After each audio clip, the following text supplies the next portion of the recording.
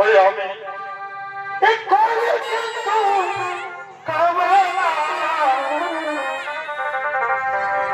ওই আমার ছোট ওই আমার ছোট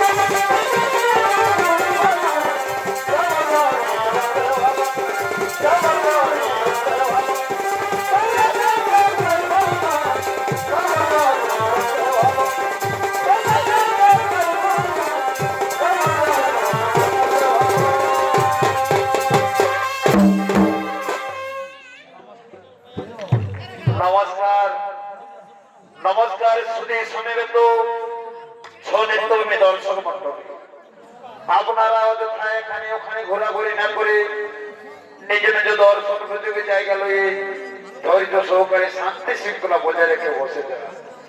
এতক্ষণে ওস্তাদ ত্রিলোচন কর্মকার ও তার ছৌ সম্প্রদায়ের পক্ষ থেকে আপনাদের মহানার্গিত রঙ্গমঞ্চে যে পালাখানি মঞ্চস্থ করতে চলেছে, সেই পালাটি হলো সম্পূর্ণ বাস্তব ধর্মীয়মূলক ছৌ-নৃত্য পালা। তাই সেই পালাটিকে ওস্তাদ ত্রিলোচন কর্মকার নৃত্য রূপে নাম রেখেছে ভক্ত ধ্রুব।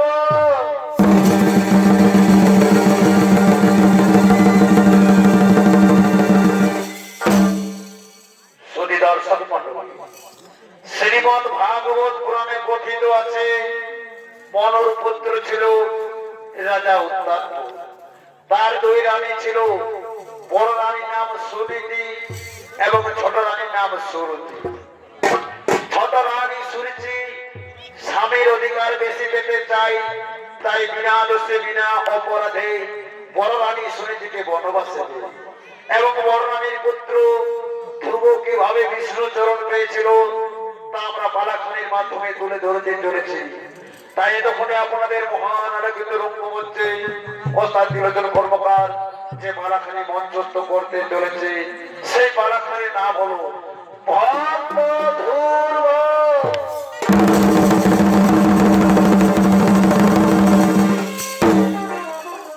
শুধু দর্শক মণ্ডলী, এদিকে মহারাজা উত্তানপদের মন্ত্রী সেনাপতি সৈন্যগণ তারা রাজপাট পরিচালনা করার জন্য রাজার রাজভবনে আগমন করিতেছে।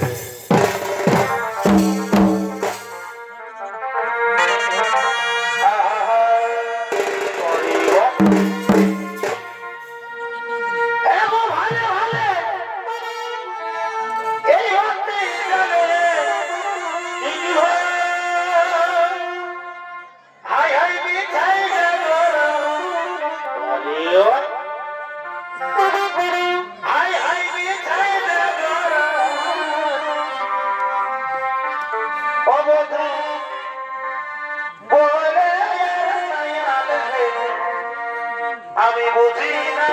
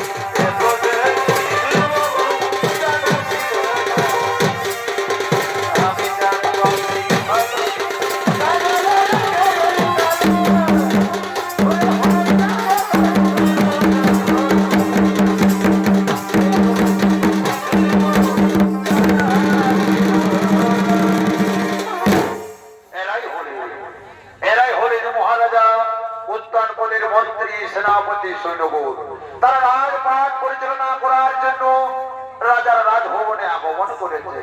আর অন্যদিকে মহারাজ তার নিজের রাজসভায় ধীরে ধীরে আগমন করিতেছে।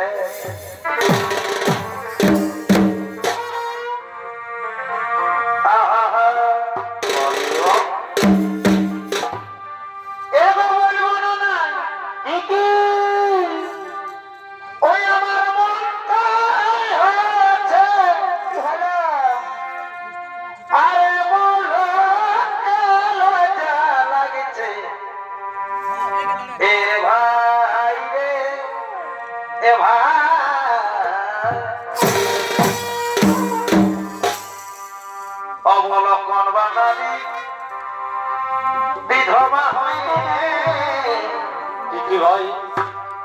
অবলক্ষণ বাঙালি বিধবা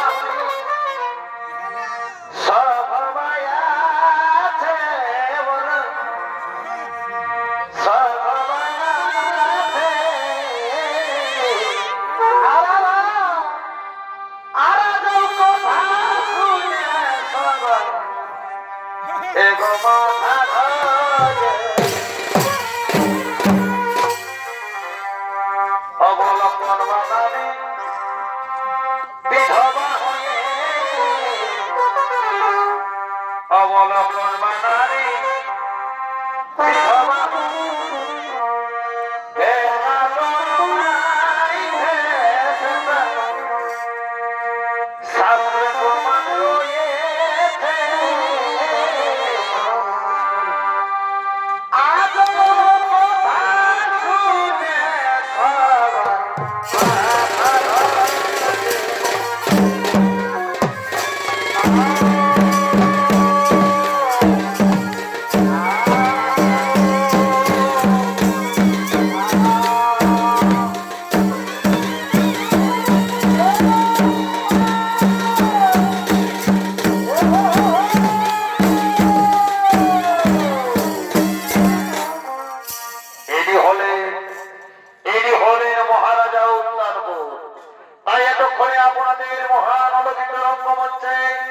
যিনি এই মহারাজের ভূমিকায় নৃত্য অভিনয় করে দেখাবেন ইনি হলেন অস্তার চিরদিন গর্বকারের প্রিয় সাথী নৃত্যশিল্পী বিধান চন্দ্র রায়।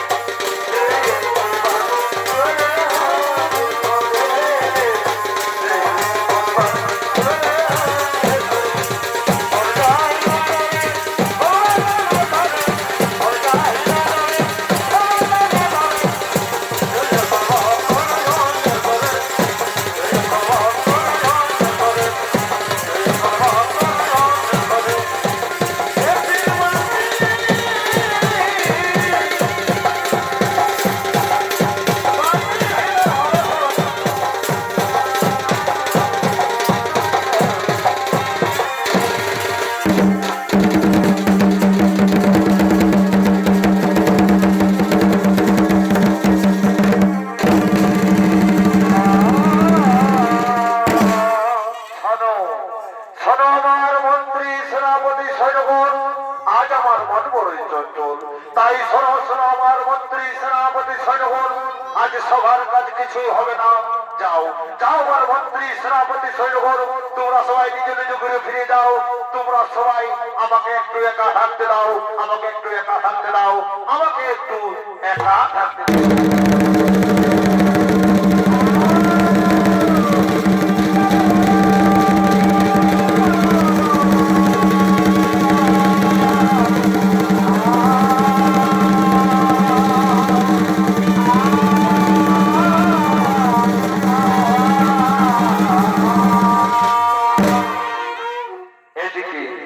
এদিকে মহারাজা উদ্যানবোধ তার রাজসভায় চিন্তামগ্ন হয়ে বসে পড়লেন। আর অন্যদিকে তার ছোট রানী সুরুচি, তিনি তার সঙ্গী সাথীদের সঙ্গে লয়ে রাজভবনের দিকে আগমন করিতেছে।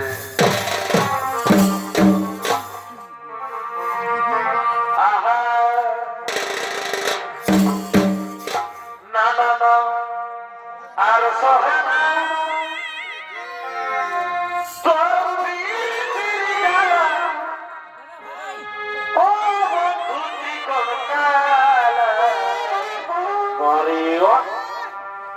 একবার সহেবা তোর পিরিতির জালা, এগো জালা করিও, আর সহেবা তোর পিরিতির জালা।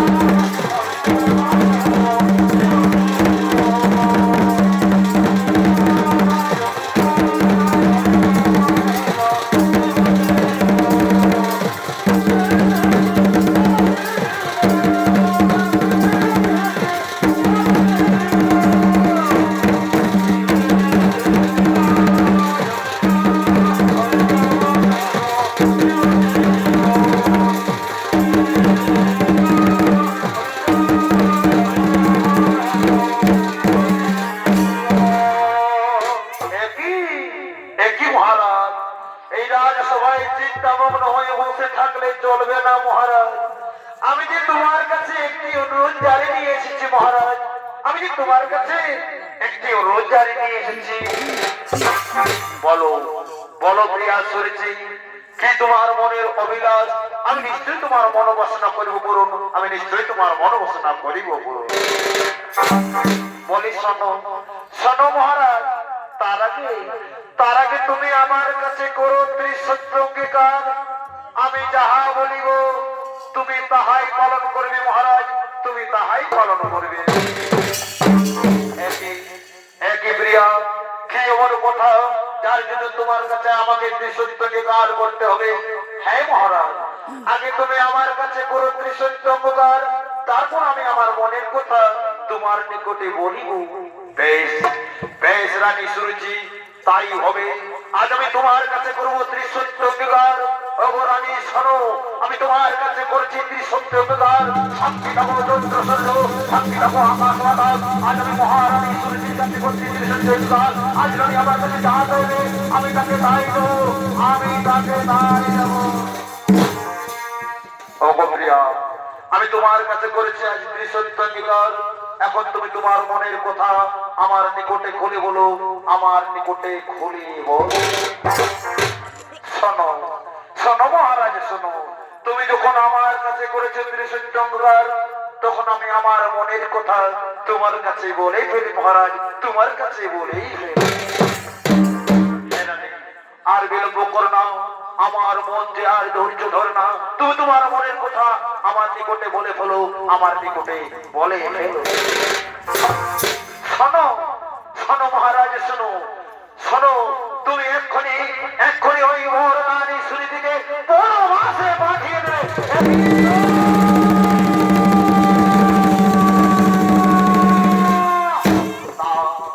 না প্রিয়া না, তা কখন হতে পারে না। আমি কেমন করে বড় রানী সুনীতিকে বনবাসে নেব? বড় রানী সুনীতি কোন দোষ কোন অপরাধ করি আমি না, আমি তা কখনো বড় রানী, আমি তা কখনো পারিব না।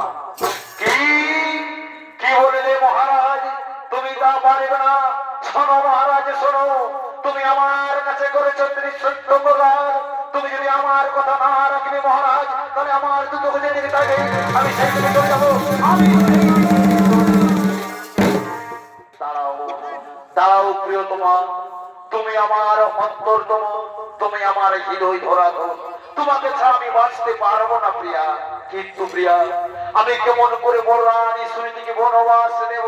বড় রানী আমার কাছে কোনো দোষ কোনো অপরাধ করেনি। না না না না প্রিয়া, তুমি তো আমায় করো না, আমি তো পারবো না, আমি তো পারবো না প্রিয়া।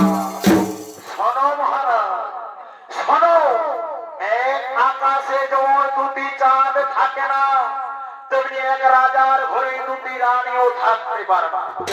তুমি যদি আমার কথা না রাখবে মহারাজ, তাহলে আমি তোমাকে আগেই বলেছি, আমার দু চোখ দিকে চাইবে, আমি সেই দিকে চলে যাবো মহারাজ, আমি সেই দিকে চলে যাব। ওগো প্রিয়া, রাগ করো না প্রিয়া, এসো। আজ আমি তোমার কথা অক্ষর অক্ষর করিব পালন, আমি তোমার কথা না করিব লঙ্ঘন। ওরে আমার মন্ত্রী সেনাপতি সৈন্যগণ, তোমরা কে কোথায় আছো? তোমরা সকলে কান খুলে শুনে রাখো আমার আদেশ। তোমরা বড় রানী সুনীতিকে এক্ষুনি বনবাসে পাঠিয়ে দেবে, এক্ষুনি বনবাসে পাঠিয়ে দেবে, এক্ষুনি বনবাসে পাঠিয়ে দেবে। ওগো প্রিয়া সুরজি, আমি তোমার কথা অক্ষর অক্ষর করেছি পালন। এখন তুমি খুশি হয়েছো তো প্রিয়া? এখন তুমি খুশি হয়েছো তো? হ্যাঁ হ্যাঁ মহারাজ, আজ আমি বেজাই খুশি। আজ আমি বড় রানী সুনীতিকে বনবাসে পাঠিয়েছি, আজ আমি বেজাই খুশি মহারাজ। তাই তো এই সভা মাঝারে আজ আমার আনন্দে নাচতে গাইতে মন চাইছে মহারাজ, আনন্দে নাচতে গাইতে মন চাইছে।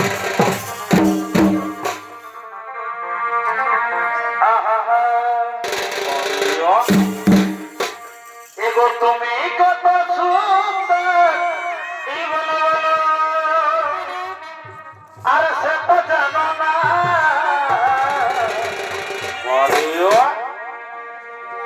এগো তুমি কত সুন্দর,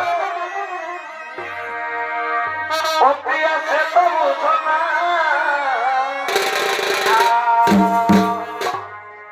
আর কখনো কি আইনাতে তুমি মুখ দেখো, এ না ভাই বলি কখনো কি আইনাতে তুমি মুখ দেখো না। আর কখনো কি আইনাতে তুমি মুখ দেখো, এ না কখনো কি আইনা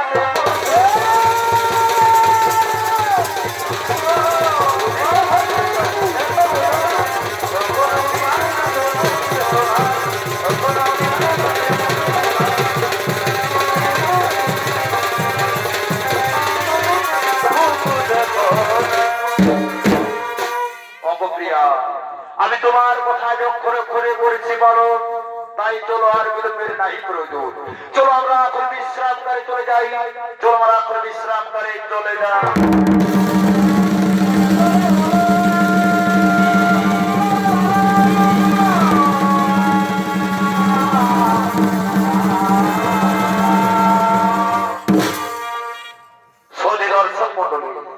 মহারাজা তার ছোট রানী সুরুচির কথা মতো তার বড় রানীকে তার মন্ত্রী সেনাপতিদের সঙ্গে রয়ে বনবাসে দেয়। তাই বনবাসে আজ হতভাগিনী সুরুচি কাঁদতে কাঁদতে আগমন করিতেছে। এগো পাখি জমা এ দিও আমার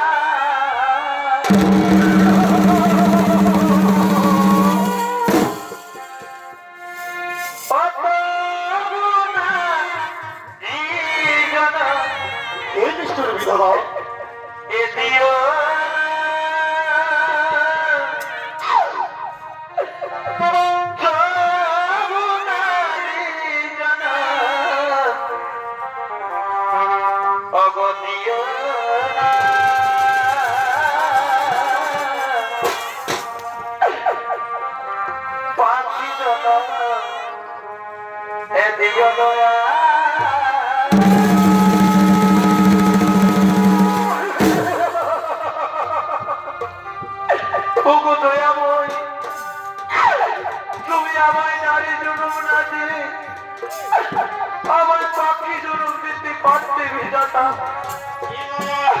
আমি মনের আনন্দে আকাশে উড়ে বেড়াতাম,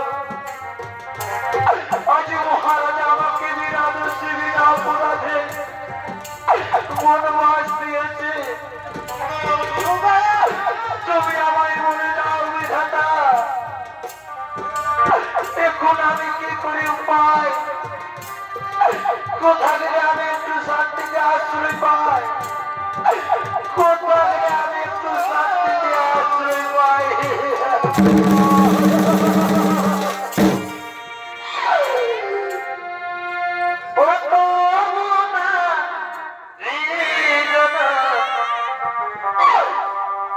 অবদিও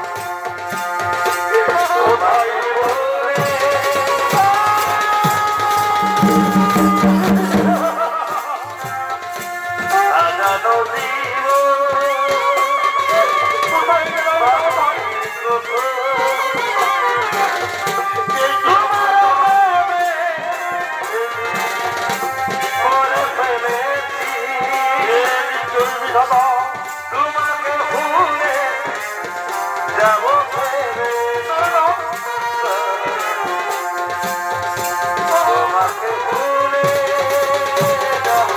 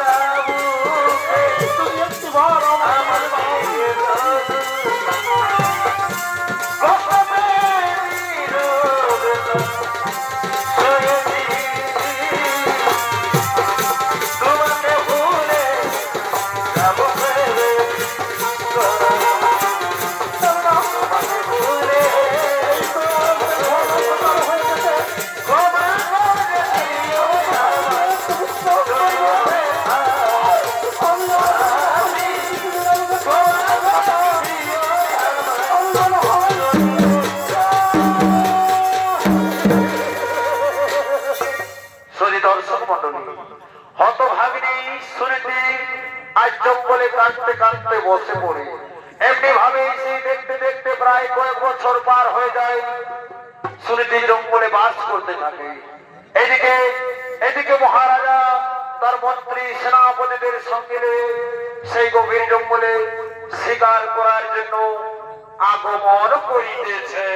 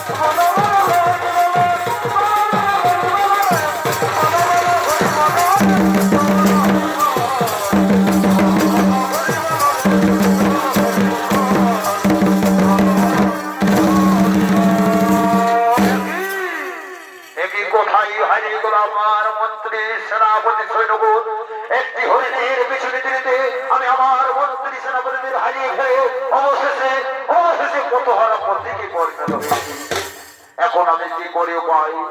কোথায় গেলে একটু আশ্রয় পাই?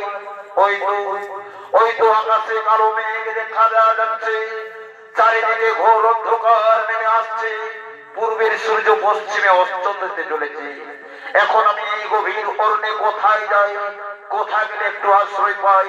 কোথায় গেলে একটু আশ্রয় পাই? কিন্তু আমি ওই তো দূরে একটি বর্ণকুটির দেখতে পাওয়া যাচ্ছে। না না, আর মোটেই বিলম্ব করবো না, আমি সেখানে গিয়ে একটু আশ্রয় নেব। সেখানে গিয়ে একটু আমি আশ্রয় নেব। আমি একটু আশ্রয় নেব।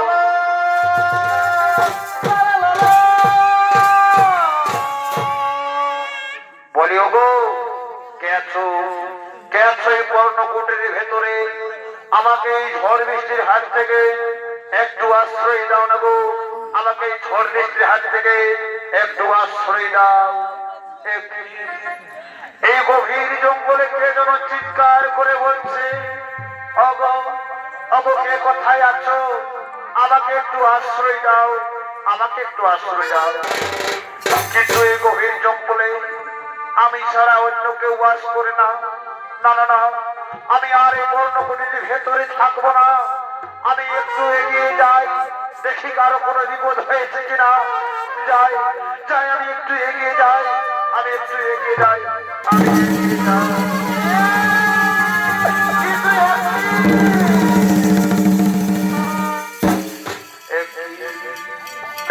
একই মহারাজ, তুমি এই গভীর জঙ্গলে একাকিনী কি করছো মহারাজ? এই গভীর জঙ্গলে তুমি একাকিনী করছো মহারাজ? অগপ্রিয়া অগপ্রিয়া, শুনেছি আমি আমার মন্ত্রী সেনাপতিদের সঙ্গে লয়ে এই গভীর শিকার করতে এসেছিলাম। একটি হরিণের পিছনে দিনে আমি আমার মন্ত্রী সেনাপতিদের হারিয়ে ফেলে অবশেষে অবশেষে তোমার কর্ণকুটির কাছে অগপ্রিয়া, আমি যে তোমার উপর করতেছি অত্যাচার, বিনা দেশে বিনা অপরাধে আমি তোমাকে দিয়েছি বনবাস। তার জন্য তুমি আমায় ক্ষমা করে দাও প্রিয়া, আমায় ক্ষমা করো। স্বামীজি, ও কথা বলে তুমি আমায় ছোট করে দিও না স্বামী। ওগো স্বামী, স্বামীর দেওয়া শাস্তি নারীর পরম সৌভাগ্য। স্বামীর আদেশ পালন করাই হলো নারীর একমাত্র ধর্ম। কিন্তু আমার স্বামী দেবতা, না আছে মোর রাজ সিংহাসন, না আছে মোর কুসুম সজ্জা। তাই আমি তোমাকে কোথায় বসতে দিই মহারাজ? তাই এসো এসো, তুমি আমার পর্ণকুটির ভেতরে এসো মহারাজ। আমি আমার পর্ণকুটির ভেতরে আমার শাড়ির আঁচল মাটিতে পেতে দিই, এই মাটিতে বসে তুমি বিশ্রাম করবে। চলো মহারাজ। হ্যাঁ প্রিয়া, তবে তাই হবে। চলো চলো, আমি তোমার পর্ণকুটির ভিতরে চলে যাই, পর্ণকুটির ভিতরে চলে যাই।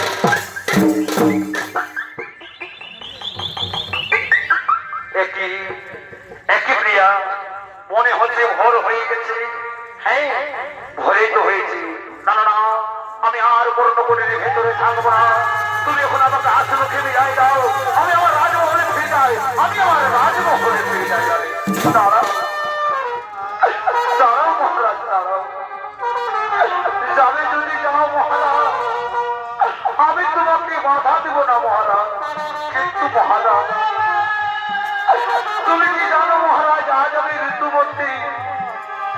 তাই শুভক্ষণে শুভলগ্নে তোমার সাথে হইল আমার বিয়ে। তাই তোমার অবশ্যই আমার গর্বে যে সন্তান জন্ম নিতে চলেছে মহারাজ, সেই সন্তান যেন কোনদিন চারাজ সন্তান বলে অপমান করা। দুঃখ করো না, দুঃখ করো না প্রিয়া। তোমার গর্ভে যে সন্তান জন্ম নিতে চলেছে, সেই সন্তান আমার অরসজাত বলেই ঘোষিত হবে। এখন আমি আসছি প্রিয়া, বিদায় বিদায় বিদায়।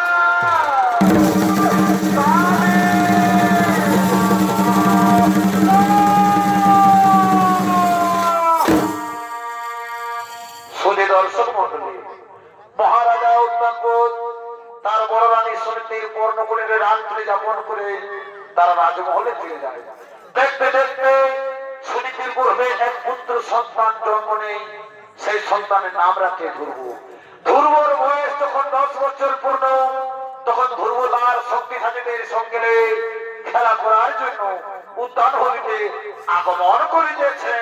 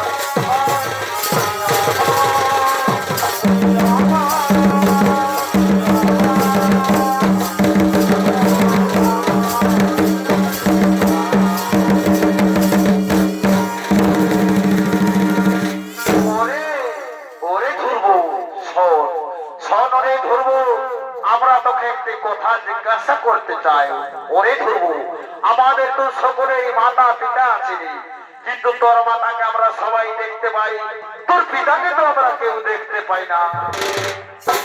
সত্যি করে বলতো রে ধ্রুব, কে তোর পিতা? তোর পিতা কোথায় থাকে? তোর পিতার নাম শোনো, শোনো বন্ধুরা, আমার পিতার নাম আমি তো জানি না, তাই আমি আমার মাতার কাছ থেকে এক্ষুনি আমার পিতার নাম জেনে আসছি। তোমরা এক্ষুনি এইখানে খেলা করো বন্ধু, আমি এক্ষুনি যাব আর এক্ষুনি ফিরে আসবো।